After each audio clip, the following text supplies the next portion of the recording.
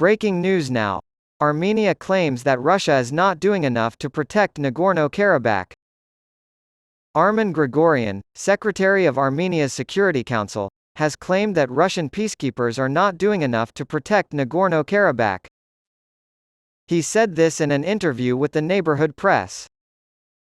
On Wednesday, Dmitry Peskov, the Russian president's spokesman, dismissed the claim as baseless.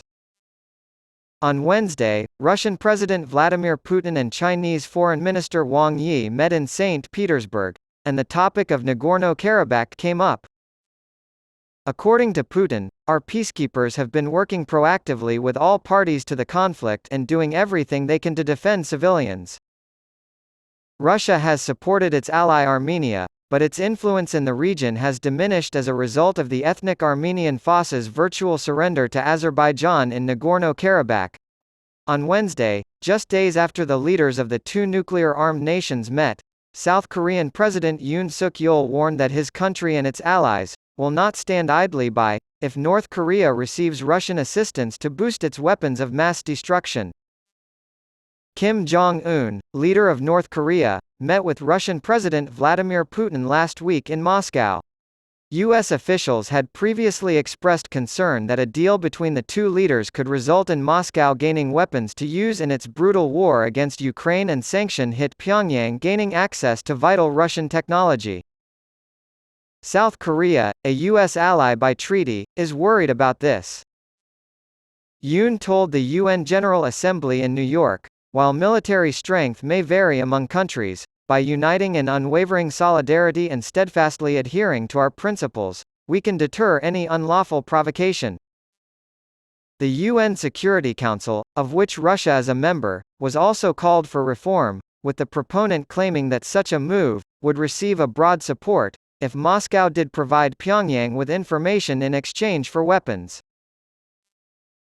Yoon remarked that it was paradoxical that a permanent member of the UN Security Council, entrusted as the ultimate guardian of world peace, would wage war by invading another sovereign nation and receiving arms and ammunition from a regime that blatantly violates UN Security Council resolutions.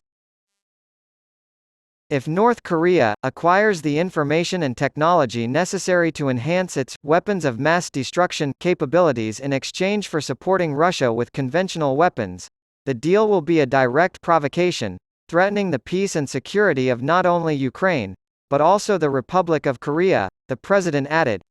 U.S. Secretary of State Antony Blinken made a similar argument for reforming the UN Security Council and accused Russia of trying to acquire weapons from North Korea during his address to the UN General Assembly. It was Kim's first trip abroad since the coronavirus epidemic to see Putin. The Kremlin claimed the two leaders spent 5 productive hours discussing very substantive topics. No press conference was held, no communiqué was issued, and no deals were publicly announced, so little is known about what transpired behind closed doors. Dmitry Peskov, a spokesman for the Kremlin, has stated that no agreements were signed between the two leaders. Nonetheless, the talks were a sign of warming ties between the two countries, which are both under international scrutiny due to their respective nuclear weapons and ballistic missile programs as well as Russia's invasion of Ukraine. As the conflict continues, Moscow is running low on ammunition while Pyongyang increases its weapons testing program in an effort to further its nuclear ambitions.